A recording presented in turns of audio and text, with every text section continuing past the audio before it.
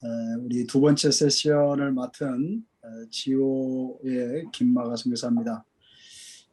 저는 90년대에 중앙아시아에서 무슬림 선교했었고 지금 이제 KMQ 편집위원으로 같이 참여하게 됐습니다.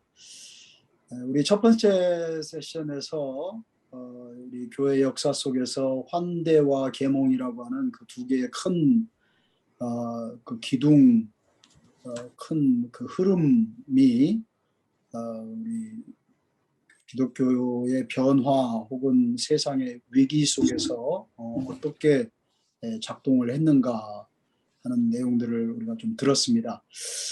그래서 지금 이제 또 다시 그와 같은 상황이 돼서 앞으로 변화가 예상이 되는데 그런 예상되는 영역들이 특별히 우리 이제 선교계, 한국 선교계에서 많은 영역들이 있겠지만 아마도 가장 중요하기도 하고 또 시급하게 다뤄져야 되는 부분이 한국의 단기 선교와 또 캠퍼스 선교 이런 영역이 아닌가 해서 우리 편집진들에서 이제 두 분을 이제 섭외를 했고 우리 첫 번째 세션으로 우리 김장생 목사님이 우리 단기 선교가 앞으로 어떻게 될 것인가 하는 것을 좀 나눠주시도록 그렇게 되었습니다. 우리 김장생 목사님 잠깐 간단히 소개드리겠습니다. 그 30년 동안 CCC의 간사님으로 일하시면서 캠퍼스에 다양한 경험을 하셨고 지난 10년 동안은 특별히 해외 캠퍼스를 개척을 하는 그 A6 프로젝트라고 하는 것을 하셨고 이것을 통해서 24개국에서 380개의 그 캠퍼스를 개척하셨다고 합니다. 대단합니다. 그리고 2019년부터는 커넥션 스쿨이라고 하는 것을 통해서 또 이 전 그 세계의 여러 가지 글로벌 캠퍼스 개척을 지금 하고 계시는 걸로 알고 있습니다.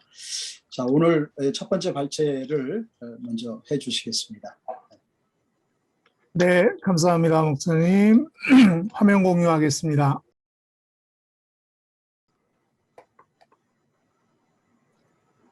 네, 뉴노멀 시대의 단기 선교에 대해서 간단하게 저희가 하고 있는 사역 중심으로 해서 아카데믹하기보다는 좀 프랙티컬하게 쉐어하도록 하겠습니다. 네, CCC 해외 선교팀장으로 사역하고 있는 김장생 선교사고요.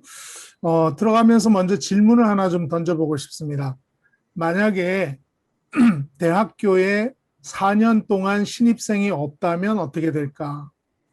만약 군대에 4년 동안 신병 모집이 안 된다면 어떻게 될까 하는 생각을 한번 해봤습니다.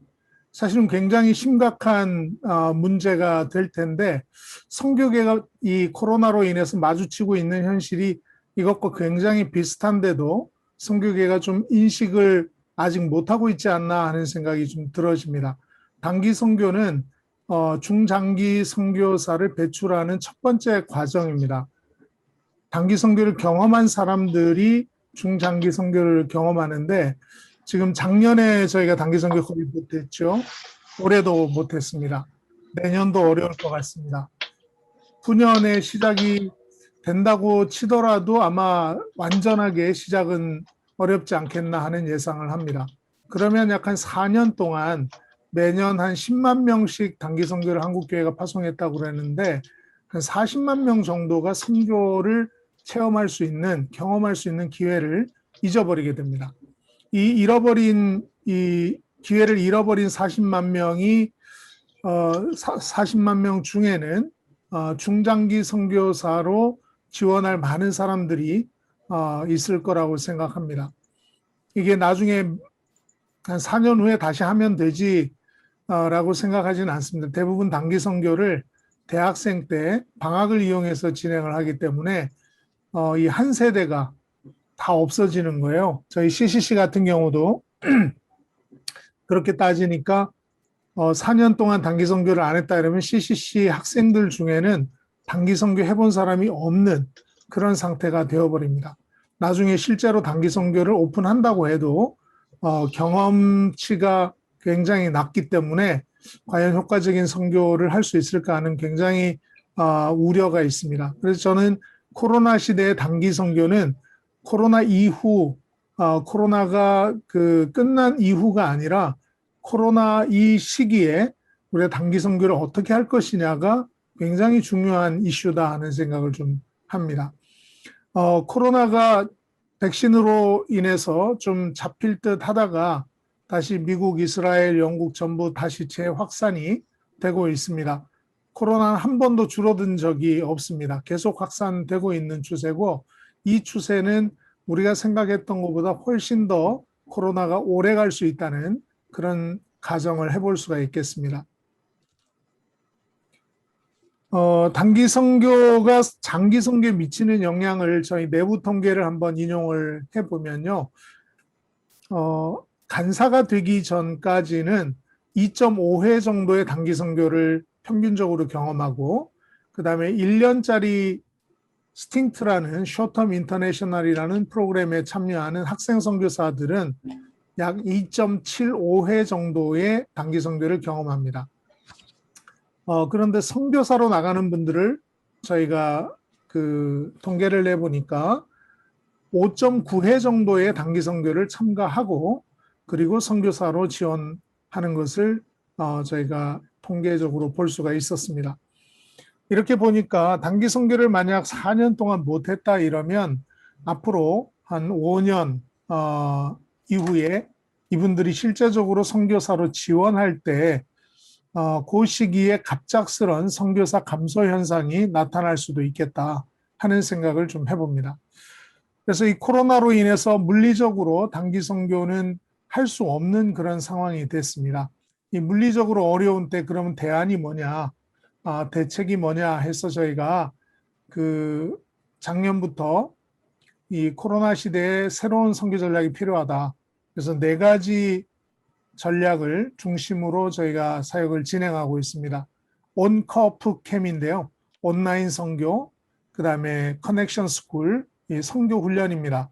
그리고 프레이어 무브먼트, 선교를 위한 기도 운동, 그 다음에 선교 캠프, 이 4가지인데요. 잠시 영상을 한번 보겠습니다.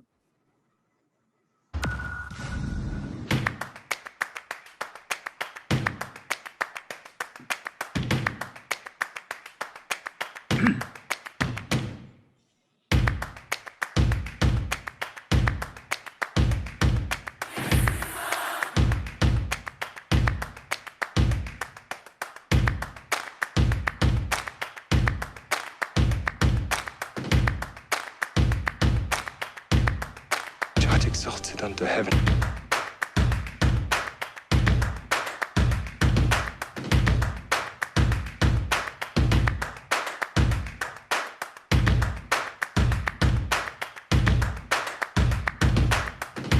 Connection School.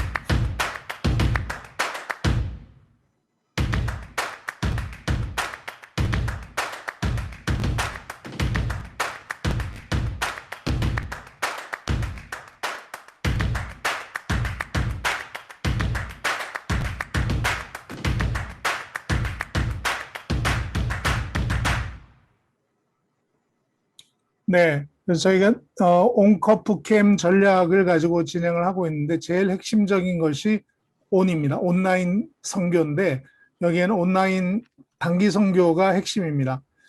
일단 저희가 진행하고 있는 것들을 카테고라이즈 해보니까 온라인 단기 선교의 한 3가지 종류가 있습니다. 첫 번째는 온라인 비전 트립이고요. 그 다음에는 온라인 단기 선교, 일반적인 단기 선교인데 저희가 사역을 돕는 강화 사역, 그 다음에 온라인 개척 선교 이 3가지를 저희가 진행하고 있습니다. 온라인 비전 트립은 현지의 사역을 돕는 게 아니라 우리 한국 선교팀이 현지에 대한 이해를 하고 기도를 좀 더 강화하기 위한 그런 시도들이고요. 참가자들에 대한 교육과 훈련, 기도 중심입니다. 현지인들이 부분적으로만 참가를 하면 되고 대부분 선교사님들이 강의와 또 선교지의 필요들을 나누는 그런 모임으로 한 일주일 이내 기간에 진행이 되고 있습니다. 그 다음에 2번째는 강화 사역인데요. 저희의 단기 선교 지금 진행하고 있는 온라인 단기 선교의 한 80% 정도, 90% 가까이가 바로 이 강화 사역입니다. 현지 사역을 돕는 것에 초점이 맞춰져 있습니다. 그래서 어떤 형태로든지 현지에 전도를 해서 멤버를 더 만든다든지 훈련을 시킨다든지 어떤 형태든지 현지 사역을 돕는 그런 것들을 하고 있고요. 약 일주일에서 2주일 정도 기간으로 진행이 되고 있습니다. 세 번째가 좀 생소할 수 있는데 개척 사역입니다.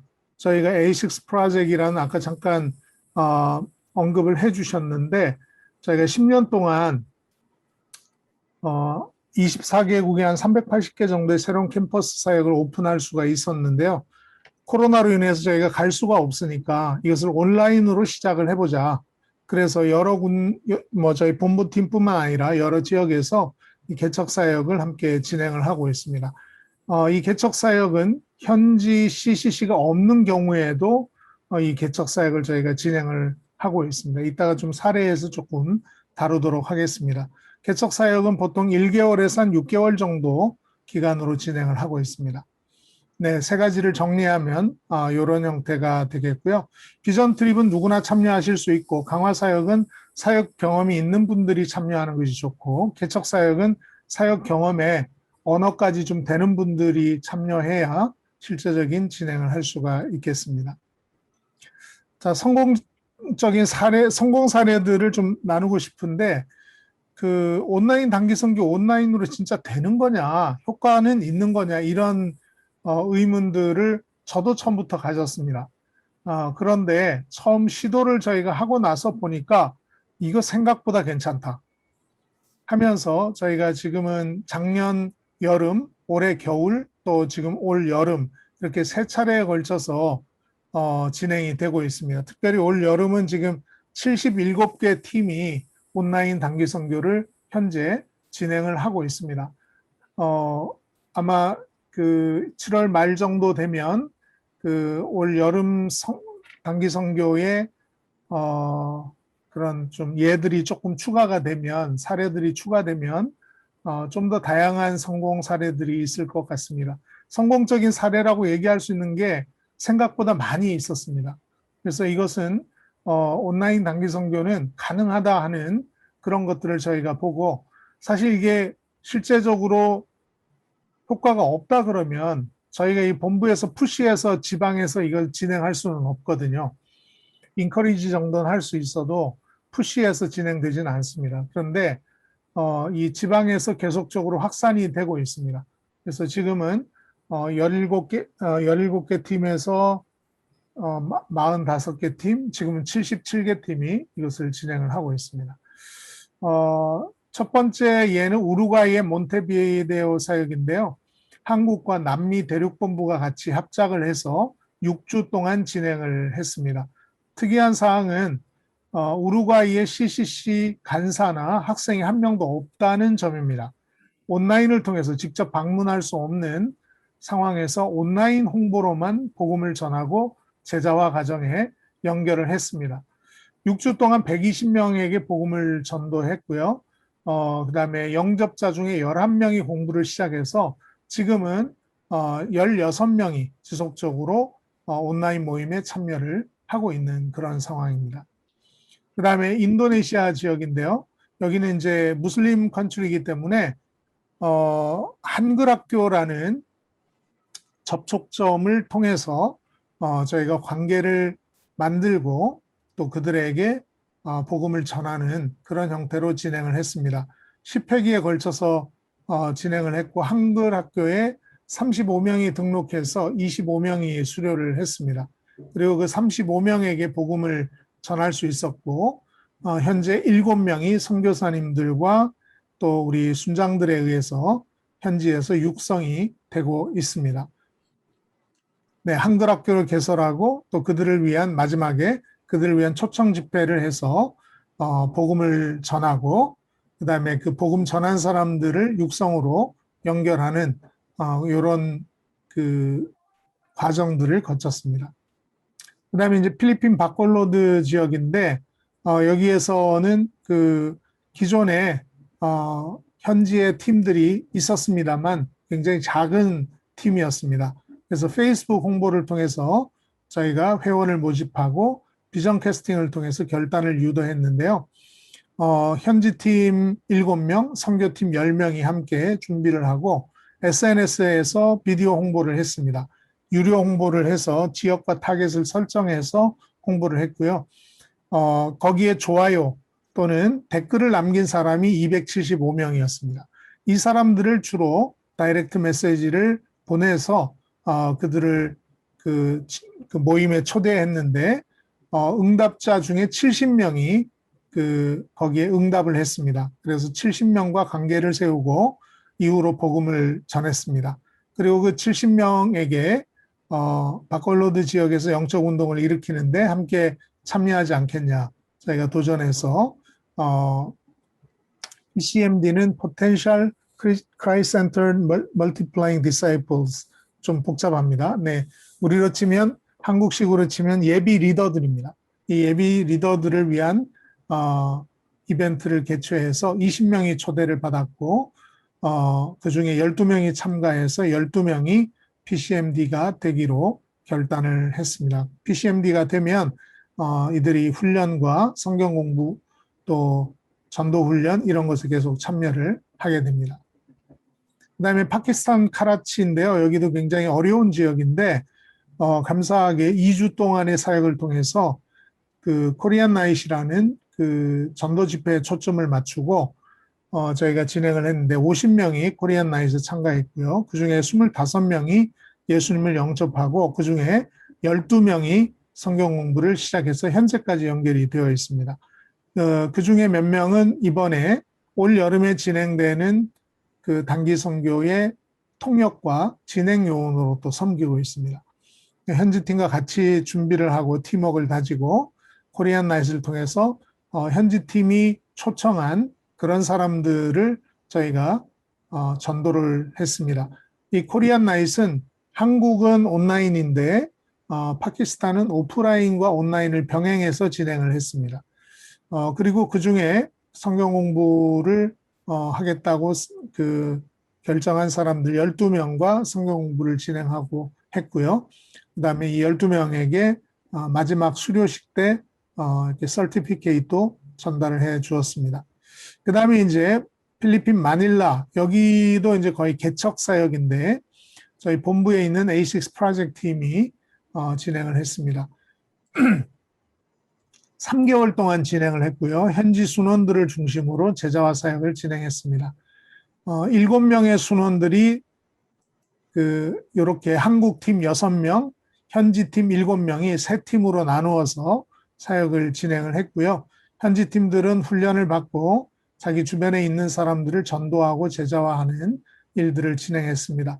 결과적으로 3개월 뒤에 이들이 22명의 새로운 제자들을 만들고 지금도 계속적으로 온라인으로 모임을 현지 간사님 중심으로 진행을 하고 있습니다. 영상을 하나 더 보시겠습니다. 코로나19로 비대면이 일상화되면서 캠퍼스에서 청년과의 접촉점을 갖기가 쉽지 않죠. 이제는 변화하는 시대에 맞춰 SNS를 청년 사역에 접목해야 한다는 목소리가 나옵니다. 실제로 대학가와 선교 현장에선 이미 다양한 노력들이 이어지고 있습니다. 박은결 기자가 취재했습니다. 학생들이 한국의 전통 음식 불고기를 넣어 김밥을 만듭니다. 코스타리카 학생들은 화상회의 플랫폼을 통해 실시간으로 요리 방송, 쿡방을 시청합니다. 이후에는 한국 영화와 음식, 가수에 대한 퀴즈도 이어집니다. K-팝 댄스를 배울 수 있는 시간도 마련했습니다. 학생들은 이어지는 예배와 찬양에도 적극적으로 참여합니다. 한국대학생선교회 CCC는 코로나19로 캠퍼스와 해외 선교가 위축되지 않도록 온라인 단기 선교와 비대면 모임 등 SNS와 온라인 플랫폼을 적극 활용하고 있습니다. 현지에 가지 못한다는 아쉬움이 있지만 학생들은 온라인을 활용한 땅밟기 기도에 동참하는 등 현지 선교팀과 소통하며 선교에 대한 열정을 키워나갑니다. 캠퍼스 사역자는 SNS를 통한 홍보나 설문, 미션 수행 이벤트 등으로 청년들과 관계를 맺고 공동체로 연결하는 역할을 감당합니다. 네, 뒷부분은 제가 조금 생략을 했습니다. 그러면은 온라인 단기 선교에서 무슨 프로그램들을 쓰는 거야? 라고 아마 질문하실 것 같아요. 다양한 프로그램들을 저희가 사용하고 이것 외에도 아마 올 여름에 진행된 거는 좀 더 다양해지지 않았나 싶은데 저희가 사용하고 있는 거 간단하게 소개를 해드리겠습니다. 일단 한국어 교실, 저희가 한국어를 가르치는 것을 전도의 접촉점으로 많이 삼고 있고요. 태권도도 저희가 사용해서 태권도 교실도 운영을 하고 있습니다. K-팝 클래스를 통해서 한국 그 K-팝 댄스를 하거나 가사를 해설을 해주는 그런 클래스도 있고요. 또 여리고 기도회 저희가 구글 어스를 이용해서 여리고 기도회도 진행을 합니다. 뭐 종이 접기 이런 것도 서로 이제 화면을 통해서 서로 보면서 진행을 하고 있고요. 뭐 다양한 온라인 게임들, 또 브릿지 카드나 저희가 사용하는 솔라리움이라는 그림 카드들을 통해서 나눔을 진행하고 쿡방 이런 것도 저희가 진행을 합니다. 쿡방 후에는 현지에서도 같이 만든 것을 같이 이렇게 한국 음식 나눠 먹는 이런 것도 있고, 저희가 한국 그 라면이나 이런 것들을 미리 그 국제 우편으로 보내주어서 음식 재료들을 보내주어서 같이 요리를 하기도 합니다. 그다음에 SNS 라이브, 인스타 라이브 같은 것들을 통해서 저희가 홍보나 모집 활동들을 하고 있고요. 또 애니메이션 파티, 여러 가지 짧은 동영상들을 통해서 전도까지 이어지는 애니메이션 파티를 저희가 진행을 하고 있습니다. 그다음에 샌드아트를 이용한 사용리를 저희가 영상으로 보내주면서 여기에 대해서 영상을 보고 의견을 묻는 방법으로 저희가 그 전도를 하고 있는데, 샌드아트는 10여 개국의 그 주요 언어로 이미 번역이 되어서 활용하고 있습니다. 그 다음에 이제 전도 집회를, 코리안 나잇이라는 전도 집회를 통해서 저희가 많이 학생들과 소통을 하는데, 한국에서는 공연이나 이런 것들을 같이 이렇게 보여주기도 하고요. 간증이나 줌 게임이나 또 현지 사역자들이 전하는 메시지 이런 것들이 포함되어 있습니다. 그래서 그 복음 전도에 초점을 맞추고 있습니다.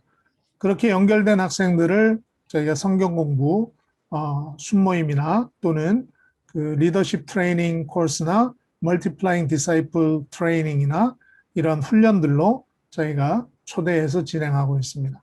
예배나 기도회도 진행하고 있고요. 다양한 프로그램을 각각 사역 스테이지에 맞게 활용하고 있습니다. 현지인들을 그럼 어떻게 연결하는가, 이렇게 그 부분을 굉장히 궁금해 하실 것 같은데요. 첫 번째로 사용하는 방법은 SNS 광고를 통한 홍보입니다. 페이스북에 유료 광고 후에 좋아요나 댓글 남긴 사람들을 DM으로 접촉하는 방법인데요. 영상을 한번 보시겠습니다. Hi guys, I'm Elvin. I'm a Korean university student and I'm freshman. As you guys know, not only Korea and the Philippines, the world is in a difficulty due to COVID-19. Korean students are in the same situation as the Filipino students. We took our classes in online and took mask every day and couldn't meet new friends. 네, 이런 식으로 이제 CCC와 우리의 모임들을 설명하고 학생들을 초대하는 것입니다. 그 다음에 해시태그를 검색해서 관련된 사람들을 찾아내고 접촉하는 그런 방법입니다. 어떤 그 대학이라 그러면 그 특정 대학의 이름을 해시태그를 검색할 경우에 거기에 나온다든지, 아니면 우루과이 교회, 우루과이 크리스찬 이런 식으로 해시태그를 검색해서 나온 사람들을 저희가 접촉을 했습니다.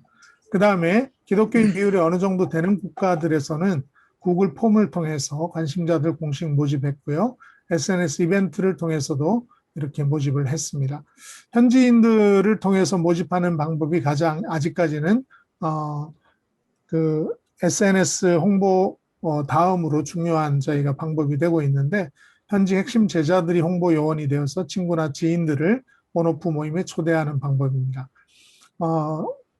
온라인 선교의 장점은 시간에 제한받지 않고 타문화권 선교할 수 있다. 여름, 겨울 방학에만 하던 것을 지금은 아무 때나 할 수 있다. 그 다음에 비용이 거의 들지 않는다. 참가자들도 부담이 적게 참여할 수 있고, 비자 문제, 감염 우려 등이 없고 특별히 보안국가에서 공개적으로 복음을 전하는 것이 가능합니다. 그래서 공산권, 이슬람권 공개적으로 복음을 전하는 것이 온라인이기 때문에 얼마든지 가능한 상태고요. 보안 문제로부터 선교사들을 보호할 수 있고 특별히 온라인에 익숙한 MZ세대에게 매우 적합한 방법이라고 할 수 있겠습니다. 단점도 있는데 단점은 직접적 체험 강도가 좀 약하고 선교지 온라인 환경이 좋지 않은 경우에 어려움이 있을 수 있습니다. 그 다음에 디지털 리터러시 수준에 따라서 노트북이나 접속할 수 있는 환경이 안 된다 그러면 그것도 어려움이 있을 수가 있겠고요. 시차가 있는 경우에 만남이 좀 제한적일 수 있습니다. 영상이나 미디어 의존도가 높아서 전문가가 좀 필요하고 장년층이 참여하기에 어려운 부분이 조금은 있습니다. 그리고 아직 사례가 많지 않아서 뭘 해야 되지 하는 벤치마킹할 사례가 아직 없는 것이 단점입니다. 마지막 마무리하겠습니다. 온라인 단기 선교는 코로나 시대에만 할 수 있는 것이 아니라 코로나 이후에도 할 수 있는 선교의 전략이라고 생각합니다. 코로나가 촉발한 이 디지털화의 가속화라든지 4차 산업혁명 이런 것들이 앞으로 일상이 지금도 일상이 되고 있지만 더 보편화된 일상이 되지 않겠나. 그리고 오프라인 전략과 함께 했을 때 굉장한 시너지를 만들 수 있겠다는 생각을 합니다. 그래서 오프라인으로 만나고 온라인으로 지속하고 온라인으로 만나고 오프라인 가서 만나고 하는 형태가 훨씬 더 시너지를 만들어낼 수 있겠다. 온라인 단기 선교 저희가 해보니까 가능합니다. 네, 일단 시도가 용이한 그 비전 트립부터 시작하시면 좋겠다 하는 생각이 들고요. 저희가 강화 사역이나 개척 사역까지 가능성을 확인했습니다. 바로 시작하는 것이 중요한데 처음에 말씀드린 것처럼 이 선교의 모멘텀을 유지하는 것이 굉장히 중요합니다. 오프라인 단기 선교를 못 가기 때문에 온라인으로 오프라인을 대체할 수 있는 이 온라인 단기 선교야말로 지금 이 코로나 시대에 우리가 바로 적용해야 될 그런 전략이다 하는 생각을 합니다. 네, 감사합니다. 네, 너무 참 귀한 발제 너무 감사드립니다. 들으시면서 저런 우리도 좀 같이 했으면 좋겠다 하시는 분들이 굉장히 많으실 것 같은데 직접 또 같이 컨택하시고 또 조만간에 좋은 만남들이 이루어졌으면 좋겠습니다. 자, 우리 두 번째 발제로요. 우리 김성희 목사님 좀 모시도록 하겠습니다. 우리 김성희 목사님 간단하게 소개드립니다. 학원 복음화 협의회 캠퍼스 청년연구소 소장님으로 지금 일하고 계시고 이분도 30년째 캠퍼스의 청년 사역에 선교 전략과 훈련 전문을 이렇게 하셨습니다. ESF의 대표도 역임을 하셨고 대부분이 이렇게 그냥 30년이네요. 우리 김성희 목사님 발제 기대하겠습니다. 네, 소개받은 김성희입니다. 학원복음화 협의회는 우리 CEC를 비롯한 13개 대학생 선교단체가 연합한 기관이고요. 제가 코로나 시작하기 직전에 2019년부터 ESF 대표 사역을 이임하고 나서 캠퍼스 청년연구 사역을 섬기고 있습니다. 오늘 나누게 되는 뉴노멀 시대 캠퍼스 선교는 그동안에 있었던 우리 캠퍼스 선교 사례들을 중심으로 코로나 시대에 변함없이 진행되고 있는 사례들을 좀 나누어 보고자 합니다. 이 본문에 보면 먼저 시작하는 말로 사사기 2장에 보면 모세 이후에 이제 여호수아와 갈렙 이후에 새로운 세대를 지칭할 때 여기 보면 다른 세대라고 이야기하는 걸 볼 수 있습니다. 다른 세대라는 이 말이 좀 특이합니다. 번역을 할 때. 그래서 새로운 세대가 오면 되는데 전혀 다른 세대가 오고 있다는 걸 생각해 볼 때 어쩌면 코로나는 우리에게 정말 이런 다른 세대를 오게 하는 촉매제가 아닐까 싶습니다. 그래서 저는 오늘 크게 세 가지 내용인데 아마 나눠지는 텍스트 안에 다 있겠습니다만은 세 부분, 코로나 이전 시대 캠퍼스 선교, 그 다음에 현재 코로나 시대의 대학과 대학생의 변화들, 그리고 실제로 있었던 사역의 내용들이 무엇인지를 한번 나누기를 원합니다. 이제 이렇게 구성되어 있습니다. 첫 번째는 이제 우리 캠퍼스 선교를 추동하는 큰 두 개의 수원지가 있는데, 하나는 이제 수직적으로 이제 세대에서 오는 자연스럽게 올라오는 세대들을 통해서 공급되는 데가 있고, 또 하나는 이제 대학 캠퍼스 안에서 선교를 통해서 캠퍼스 우리 사역들이 일어나는 내용들이 있는데, 먼저 보면 한국교회 주일학교 현황들, 특별히 예수장로 통합 측에서는 총회 때 이런 자료를 공유합니다. 그래서 여기 보면 2010년부터 2019년 10년 동안 많은 감소들이 있었습니다. 유년부가 32.3%, 초등부가 34%, 소년부가 41.7%. 그러니까 초등학생 전체가 약 한 36.7% 정도가 감소가 됐다고 그럽니다. 중고등학생의 경우에는 이 숫자를 비교해 보면 약 38.9%가 감소한 숫자입니다. 또 하나 볼 수 있는 것이 이제 학령 인구가 변화되고 있다는 겁니다.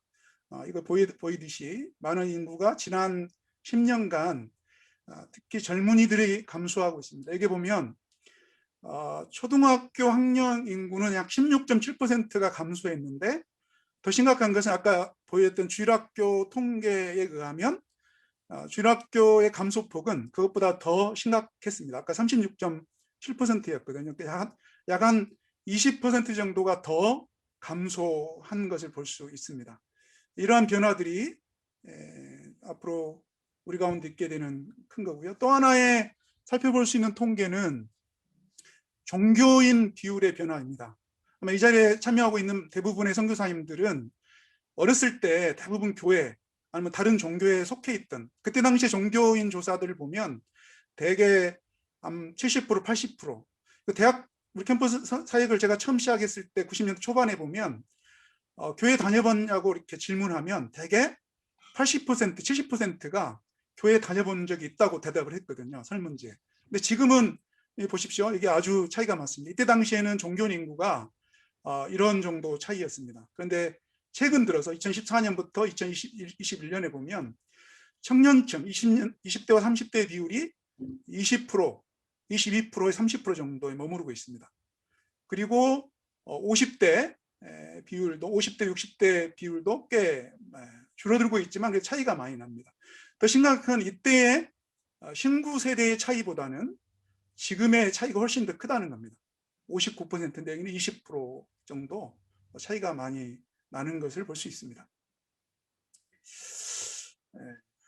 그 다음에 수익적 변화 중에 마지막일 것 같은데요. 학령 인구가 앞으로 많은 변화가 일어납니다. 이렇게 보면 대부분 통계에서 보면 이런 추세들이 있죠.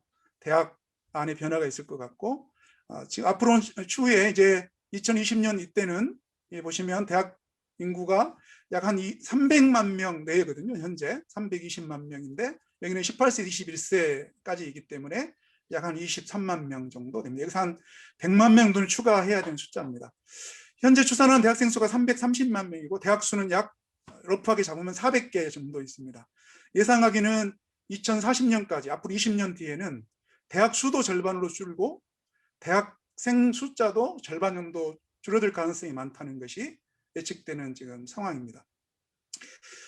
이러한 그 수익적인 변화와 함께 현재 캠퍼스 안에서 지금 살아가고 있는 우리 대학 선교단체들의 그 현재 변화들을 좀 볼 수 있습니다.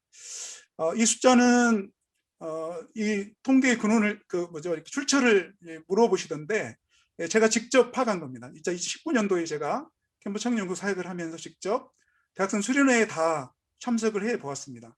이때 뭐 이런 정도 범주가 있습니다. 대부분 500명 이하에 모이는 단체들의 수를 볼 수 있습니다.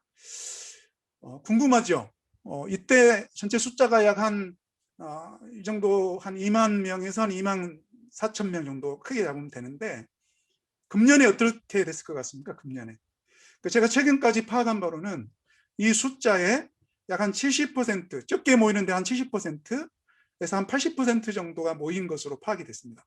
모였다기보다 온라인으로 대부분 진행이 됐는데 그래도 그만큼 등록을 해서 사역을 했습니다.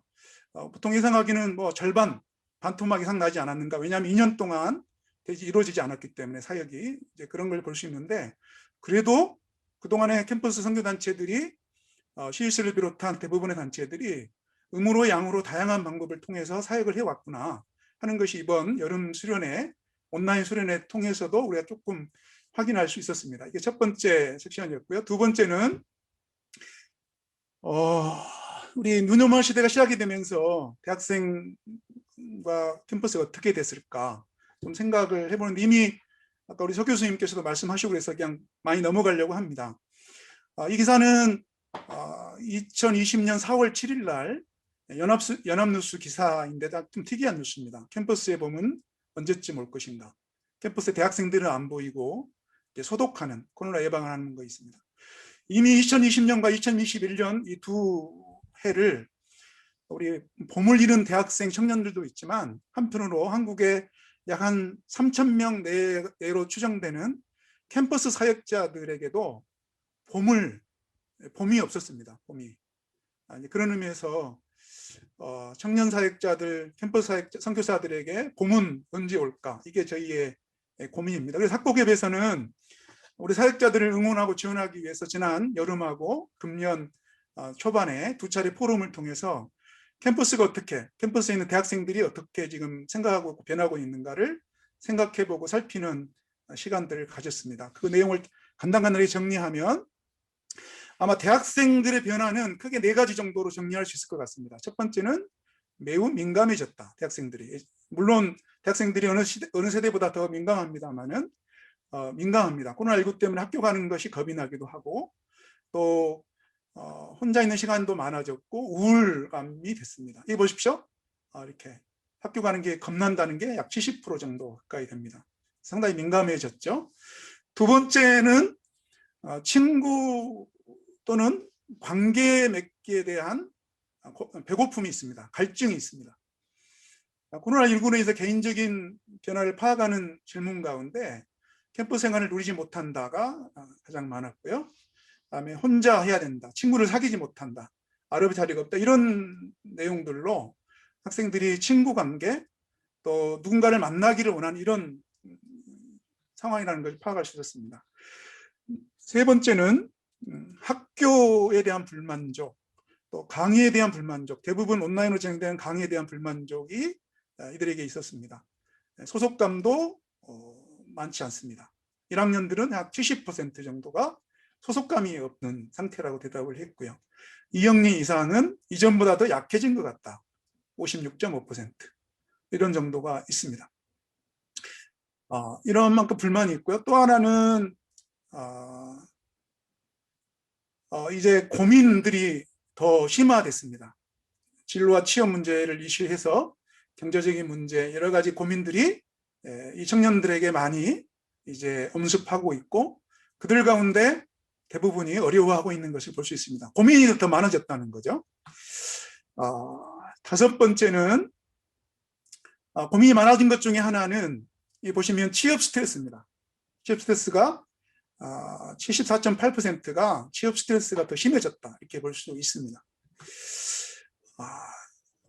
그리고 이제 다섯 번째로는 경제적인 어려움이 있다라고 대답을 했습니다. 아까도 살펴봤은 통계입니다만 보시면 이제 아르바이트 자리가 구하기가 어려졌다가 90.3%입니다. 경제적인 측면에서 삶의 만족도에 대한 만족도가 상당히 좀 떨어졌다는 것을, 이전과 이후 떨어졌다는 걸 볼 수 있습니다. 특별히 만족하다고 대답하는 것 중에 경제적인 수준이 하층, 경제적인 하층에 속한다고 하는 사람들이 절반 이상이 72.6%가 상당히 낮아졌다라고 답을 했습니다. 경제적인 수준이 한 50% 이하의 수준에 있는 대학생들이 더 어렵다고 대답한 숫자가 72.6%였습니다.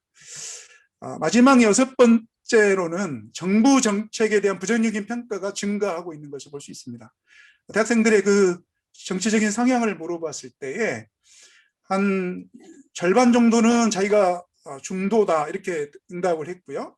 한 3명 정도는 진보적이다 이렇게 답을 했습니다. 그리고 약 한 1.5명 정도, 10명 중에 10명에서 한 1.5명 정도는 보수적이다. 그리고 나머지는 유보적인 자세를 취하는 것을 볼 수 있습니다. 이런 정치적인 성향이 있는데 그럼에도 불구하고 이들이 현 정부 정책에 대한 평가는 상당히 좀 부정적인 부분이 많습니다. 대개 보건의료 정책만 한 70%에 가까운 긍정적인 평가를 한 반면에 대부분 30%, 40%, 심지어는 20% 주거정책 이런 응답을 하는 세대 이런 것을 볼 수 있습니다. 이게 이제 대학생들의 일반적인 어떤 추세이고요. 그 중에 기독대학생들의 특성을 제가 네 가지만 딱 꼽았습니다. 정리하면 첫 번째는 일상에서 경제적으로나 정신적으로 아슬아슬한 경계선에 있는 기독대학생들이 많아졌다 하는 것입니다. 여기 보시면 기독인으로서 정체성을 고민하게 됐다. 주일날 모임을 하기 힘들다. 교제하기 힘들다. 이런 부분들이 경제적인 부분과 함께 있는 걸 볼 수 있습니다. 두 번째로는 오프라인 모임과 온라인 모임을 병행하는 방식에 대해서 기독 대학생들의 평가가 예상보다는 긍정적이었습니다. 보시면 선교단체 대학생들 대부분이 온라인 중심으로 사역을 많이 했습니다. 한 10명 중에 36.6%는 둘 다 병행했다. 한 50% 정도는 온라인을 위주로 했다라고 하고 있고요. 거기에 대한 적응력도 상당히 있는 것으로 파악이 됐습니다.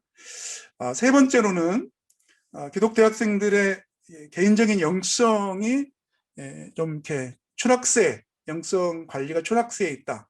경각심이 어느 정도보다 심화됐다 보시면 됩니다. 전체적으로 신앙활동의 증가율이 이렇게 한 마이너스 21.3% 정도 됩니다. 대개 늘어난 것은 독서를 아마 혼자 있기 때문에 한 것 같고요.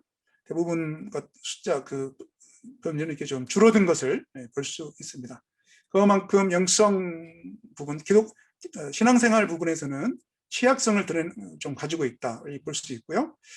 마지막 네 번째로 보면 코로나19 상황에서 기독교 이미지가 추락되어 있다는 것에 대한 좀 인식을 많이 우리가 하고 있는 것을 볼 수 있습니다. 아까 우리 이 교수님께서 이제 환대와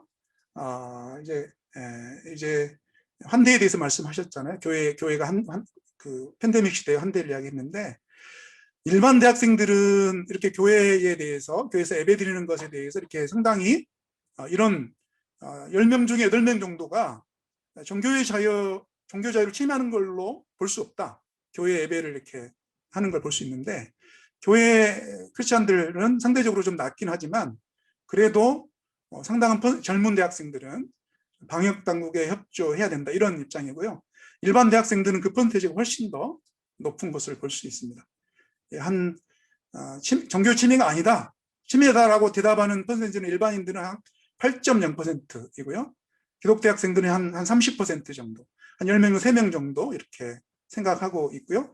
그래도 상당수가 이렇게 10명, 6명 이상은 그래도 협조해야 된다. 협조할 필요가 있다. 이렇게 응답하고 있는 것이 기독 청년들의 이야기입니다. 자, 그렇게 해서 이제 청년단체를 봤고 세 번째 섹션에서는 온라인 그 사역을 어떻게 했었는지, 캠퍼스 사역을 어떻게 했는지를 10개의 사례들을 그냥 주마간사식으로 이렇게 살펴보겠습니다. 첫 번째 10개 단체인데요. 첫 번째 단체는 조이선교회입니다. 조이선교회에서는 우리가 온라인에서도 잘 놀 수 있다는 사례들을 이렇게 나눴습니다. 여기서 줌으로 다양한 형태로 레크레이션도 할 수도 있고 여러 가지 잘 놀 수 있다는 내용들을 이제 소개하고 그것들을 우리 선교단체들과 함께 공유하는 시간들을 가졌고요. 실제로 잘 놀 수 있다는, 아까 우리 CC 사례도 이야기했습니다만은 잘 노는 것이 요즘 청년 대학생들입니다. 온라인에서도 잘 놀 수 있다는 거죠. 두 번째 단체에서는 이제 온라인에서도 접촉하면 전도가 이루어진다는 사실들을 함께 나눴습니다. 그래서 대부분 인스타그램이나 카카오톡 오픈 채팅이나 에브리타임이나 유튜브를 통해서 정기적으로 또 필요한 내용들을 주기적으로 이렇게 올리고 내려왔을 때 그 안에서 전도는 접촉함이 일어난다는 사실들을 온라인 안에서의 캠퍼스 사례를 통해서도 확인할 수 있었습니다. 또 한 단체는 아마 이 미디어 선교하고도 관련이 있겠습니다만은 이 코로나가 시작이 직전에 봄이 시작되기까지는 대학 캠퍼스 선교단체들이 대부분 우리 사역의 본질적인 특성상 직접 만나서 전도하고 대면 전도하고 직접 만나서 양육하는 것이 주로 패러다임이었죠. 그런데 이때로부터 이제 시작한 겁니다. 초보 유튜버들이 나오기 시작한 거고요. 사역자들 가운데. 그래서 이 단체는 이 단체가 뭐야 하면서 단체 홍보를 위한 유튜브 채널을 어떻게 운영해 왔고 시작을 했는지 초보들이 시작한 겁니다. 사역자들이 배워서 순발력 있게 이렇게 해서 진행을 한 사례들도 유용한 사례들이 있었습니다. 그리고 CC에서는 온라인 새 친구 초청 잔치를 했습니다. 이게 이제 CC에서 계속해서 여우사이라는 프로그램을 통해서 신입생들 초청하고 하는 잔치들이 있는데 패러디 해가지고 여우사 줌, 그래서 줌으로 그들을 만나고 접촉하는 과정들을 쭉 소개하는 단체도 있었습니다. 그리고 이제 CMF에서는 팬데믹 상황에서 100% 온라인 수련을 어떻게 할 것인가, 또 온 오프라인으로 병행하는 하이브리드 수양을 어떻게 할 것인지를 아주 구체적인 사례들을 어떻게 기획하고 어떤 컨셉을 가지고 또 어떻게 기도회와 또 공동체 나눔이나 훈련들을 할 것인지를 구체적으로 나누면서 또 서로 도움을 주고받는 시간들을 가졌습니다. 또 JDM이라는 단체에서는 방학 시절의 사역을 이야기하면서 팬데믹 시대에 우리 청년, 우리 캠퍼스 동역자들이 함께 모여서 책을 만들었습니다. 그래서 이때 보면 정식으로 책을 출간한 겁니다.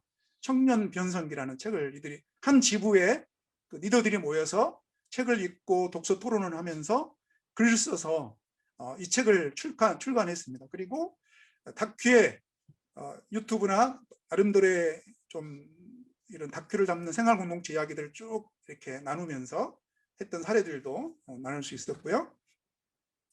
SFC에서는 성경 학교를 온라인에서 어떻게 할 것인지를 신앙 성경 강좌를 이들이 해서 너서와 성경을 처음이지 하면서 그들이 요한일서를 구체적으로 어떻게 나누고 강의하고 또 피드백을 하고 소그룹으로 나누는지 이런 내용들을 구체적으로 소개하고 나누는 사역도 했습니다.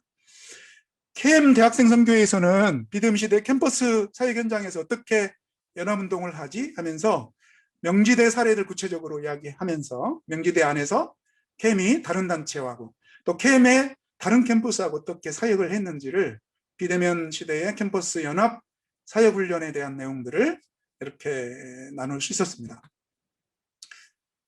우리 CC 우리 단기선교 사례하고도 비슷한데요.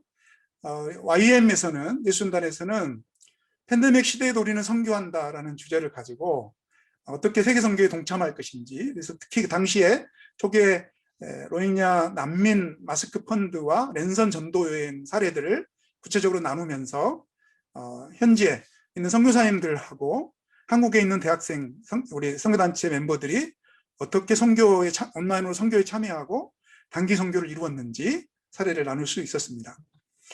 마지막 사례는 우리 학복협 우리 연구소 사례인데요.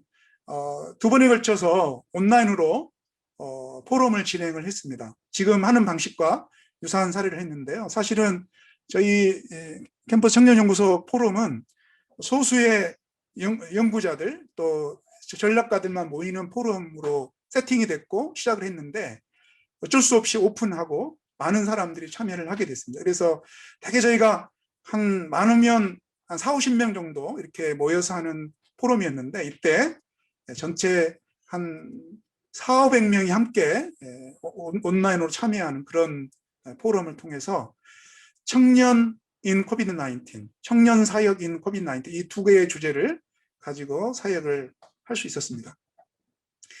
네, 그래서 이제 세 번째 중에 보면 뉴노멀 시대에 어떻게 사역을 해야 되지 하는 내용인데요.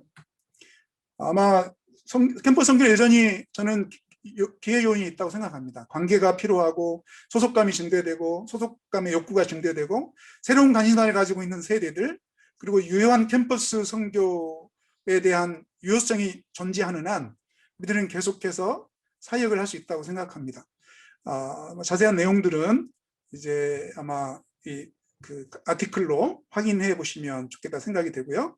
이제 마지막으로 온라인 사역에 대한 이야기를 좀 나누겠습니다. 제가 물론 이 온라인이라는 개념의 이야기들을 많이 하고 있습니다. 그래서 온라인이냐 오프라인이냐를 선택할 것이 아니라 같이 병행해야 된다 하는 것입니다. 이미 우리 만나교회 김명삼 목사님 그 교회에서 이 온라인 교회라는 이 책을 출간을 했습니다. 이 안에 다양한 뭐 이론적인 내용이나 성경학적인 기본 교회론 이런 것들이 이제 들어 있는 상황입니다. 참고해도 좋을 것 같고요.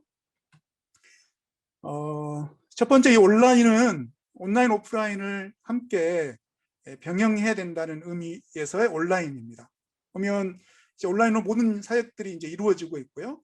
아까 리셋 이야기를 했습니다. 리바운드와 함께 이런 사역들이 계속해서 여전히 우리 가운데 있게 될 거라고 생각이 합니다. 사실은 이 온라인 사역의 대가는 예수님이셨잖아요. 예수님, 우리 하나님께서 이 땅에 오실 때 직접 뭐 꿈으로 선지자를 통해서 말씀하셨지만 보이지 않는 하나님께서 우리 가운데 삼위일체 하나님으로 계시면서 이 온라인 사역을 하고 계셨습니다. 예수님이 이 땅에 오시는 기간에는 물리적으로 오프라인 사역을 하셨죠. 그러나 우리는 그분을 만난 적이 없고 온라인으로 만나는 형편에 있죠. 그리고 지금도 여전히 성령 하나님께서는 온라인 사역을 하고 계십니다. 그런 의미에서 아마 이전에도 그렇고 이후에도 계속해서 우리는 온라인 사역을 해야 되는 거고, 그게 아마 우리 캠퍼스 사역자들에게는 이미 각인이 되는 것 같습니다. 어떤 것을 좀 더 비중 있게 다룰 것인지, 어떤 것을 좀 더 많이 사용해야 되는지의 선택의 문제이지, 이걸 뭐 어떤 걸 더 하나만 해야 된다 이런 문제는 아니라고 생각이 되고요. 또 하나의 온라인 사역의 개념은 이제 이 책은 미국의 사회학자인 레이 올덴버그의 책입니다. The Great Good Place라는 이 책 제3의 공간으로 번역이 됐는데 이분의 이론에 의하면 이런 겁니다. 이분의 이론에 의하면 이제 일일 공간은 우리 인간들이 사회학적으로 가장 중요한 공간들이 있는데, 첫 번째 공간은 집입니다. 집이잖아요. 우리가 가정이 있잖아요. 가정에서 이루어지는 일들이 있습니다. 우리에게 안정감을 주고 우리에게 휴식을 관계를 맺게 합니다.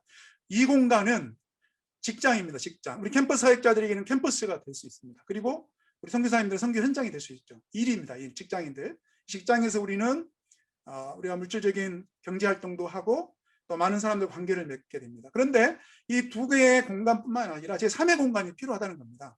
이분의 주장은 이 제3의 공간은 마치 우리나라 따지면 뭐 여러 가지가 있겠습니다만은 아마도 뭐 스타벅스로 상징되는 것이 있지 않습니까? 우리가 이제 다양한 스타벅스가 생겨나면서 카페가 새로운 개념의 일의 장소도 되고 만남의 장소도 되고 다양한 활동이 가능한 공간이 됐습니다.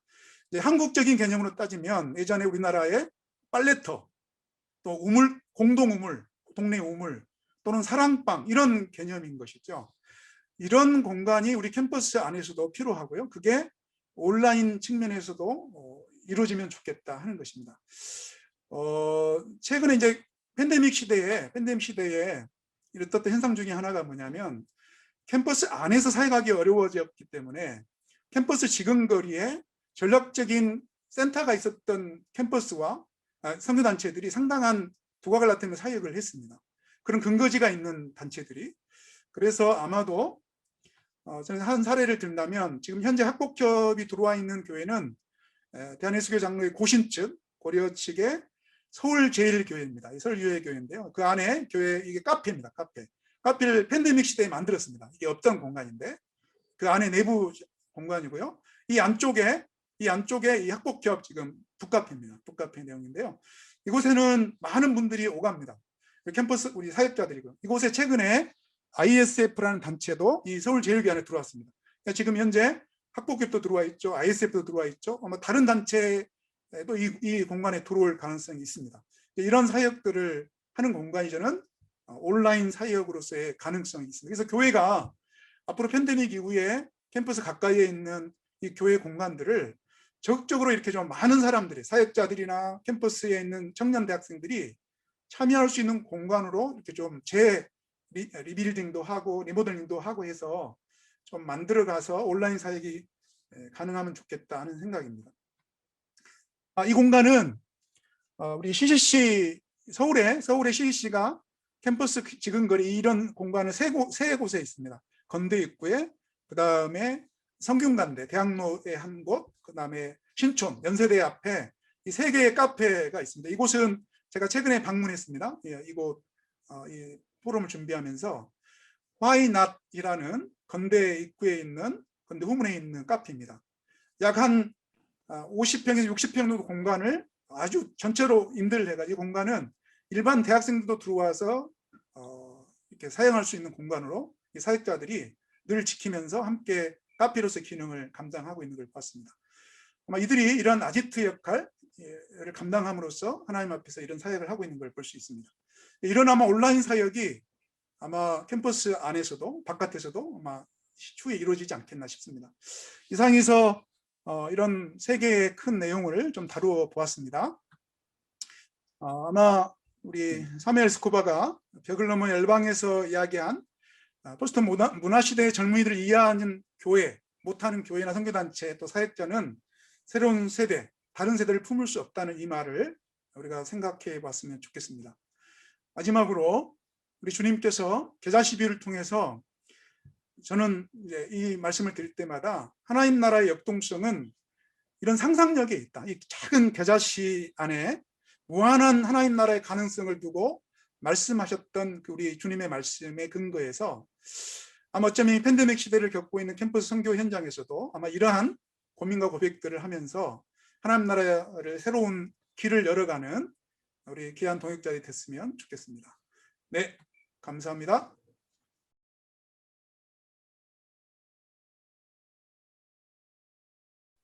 우선 제가 우리 발제자분들에게 하나씩 질문을 드리고, 그리고 나서 소그룹 토의로 들어가도록 그렇게 하겠습니다. 먼저 우리 김장생 목사님한테 좀 질문을 드리고 싶은 것은, 저희가 1990년대 우리 한국 선교가 한참 열심히 할 때, 또 2000년대까지 미전도 종족 선교라고 하는 것이 큰 축이었었는데, 특별히 이제 그 미전도 종족 선교에서도 단기 선교가 그것을 견인하는 중요한 역할을 했다고 봅니다. 근데 이제 이와 같이 그 접촉이 어려워지는 그런 환경 속에서 이 미전도 종족 선교에 대한 이것은 어떤 방식이 좀 제한이 있는지, 그런 말씀을 좀 먼저 해주셨으면 감사하겠습니다. 네, 감사합니다.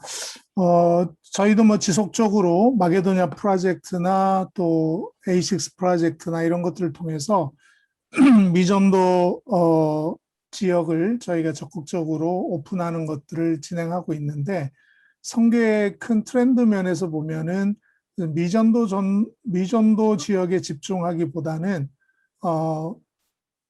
from everywhere to everywhere 하면서 이제 모든 곳으로 가는 이제 미전도 종족에만 집중하지 않고 다른 영역으로 확산되어져 가고 있지 않나 하는 생각이 좀 들어지고요. 지금 한 17,500개 정도 종족 중에 7,400여 개가 아직 미전도 종족인데, 저희도 이제 미전도 종족 사역을 하고 있긴 합니다만, 온라인 선교를 통해서 오히려 이 미전도 종족 선교는 더 날개를 얻지 않았나 하는 생각을 좀 합니다. 특별히 저희가 우루과이 같은 경우도 그렇고, 아예 저희 컨택이 없는 상황에서 저희가 온라인을 통해서 컨택해서 사역을 일으켰거든요. 그리고 이제 내일 오후에 또 저희 그 프로젝트 마치고 리포팅 타임이 있는데, 저희 기대하고 있는 게 솔로몬 아일랜드를 저희가 처음으로 온라인으로 2주 동안 지금 접촉을 했습니다. 그래서 아직 그 어떤 결과가 나왔는지 저도 이제 내일 들어봐야 되는데, 그런 시도들을 할 수 있는, 직접 가지 않지만 시도들을 할 수 있는 것이 온라인으로 열려서, 저는 오히려 이 온라인 선교가 미전도 그 종족 선교에는 굉장히 좋은 전략 중에 하나가 될 수 있겠다. 그래서 아무도 없는데 선교사가 직접 가는 것보다는 온라인을 통해서 컨택 만들고 접촉점을 만든 이후에 선교사로 파송이 된다면 훨씬 정착이나 사역을 시작하기에 좀 수월하지 않겠나 하는 생각을 좀 해보면서요. 이 코로나 시대는 제가 그런 얘기를 합니다.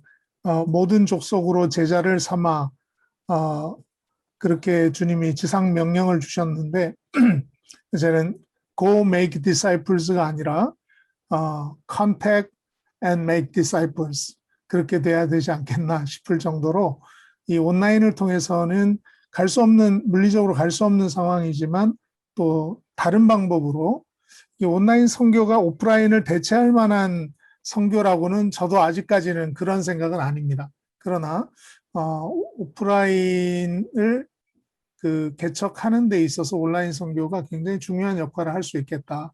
이렇게 생각을 하면서 오히려 코로나 시대가 우리가 생각하지 않았던 방법으로 이 미전도 종족이나 미개척 지역 사역들을 오픈하고 있지 않나 이런 생각을 좀 해봅니다.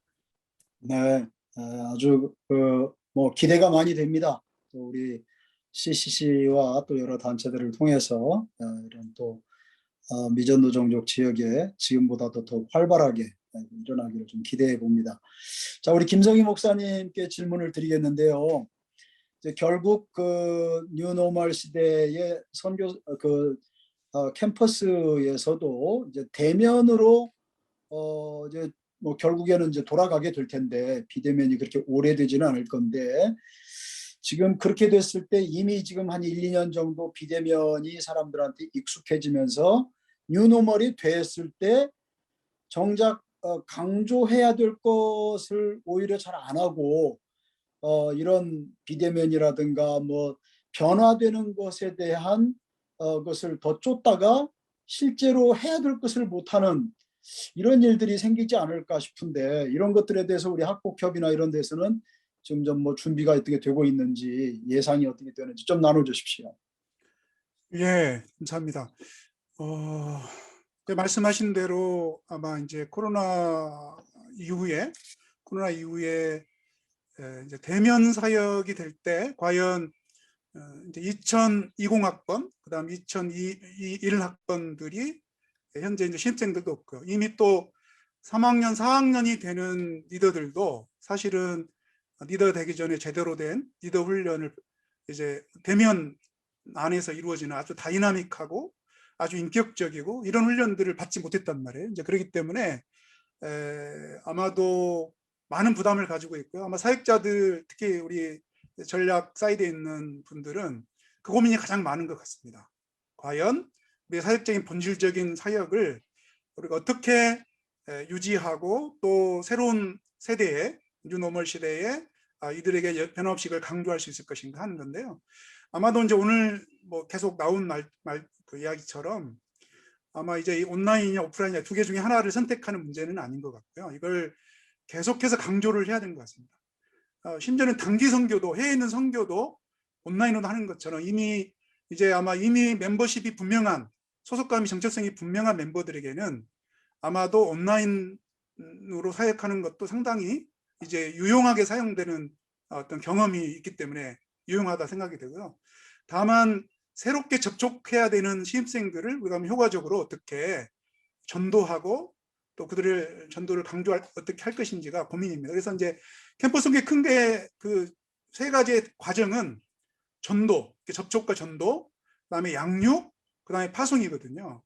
아마 양육과 파송은 오프라인으로 적절하게 잘 이렇게 진행이 될 것 같은데 전도 부분이 과연 어떻게 효과적으로 이루어질 것인가 하는 문제인데 이 부분은 전도는 아마 새로운 사역에서 정말로 온라인 사역으로 전개되면서 그렇게 해서 확실하게 멤버십이 분명하고 소속감이 분명한 이제 멤버들에 대해서는 확실하게 아마 본질적인 훈련을 시키는 방향으로 가지 않겠나. 그래서 아마 리더 훈련은 훨씬 더 강화하는 방향으로 갈 것 같습니다.